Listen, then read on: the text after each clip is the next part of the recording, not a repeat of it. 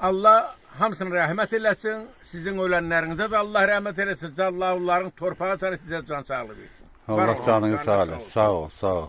Gözəl. Qoy kürü də çəkim onda. Mən gedim burada. Kürü də çəkim.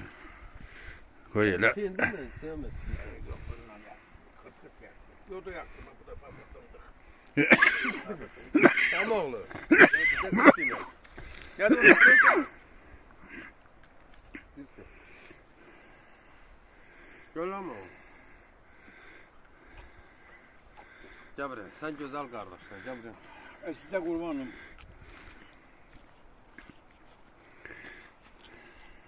Esas odur. Ama oğlum. Aksakallarımızın değerini bilək. Ne olmaz elbette. Çəkirəm ha. Gəlsən söhbət edeyim. Gəlsən söhbət edeyim. Gəlsən söhbət edeyim.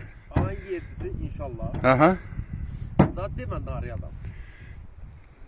Nari atsansa bəyəri başdan deyək. Yok. Mən onsuz da şey Allah'ın köməli 3'ü 4'ü məzəf götürəcəm. Allah qoysun. Mən məzəfli olacağım. Mən də May ayında. Bir də müharibə olmasın. Olsun canım olsun. O müharibənin qasası var. Məzuniyyət deyilmi? Eşat! Haycan. Papana da kurbanlığım.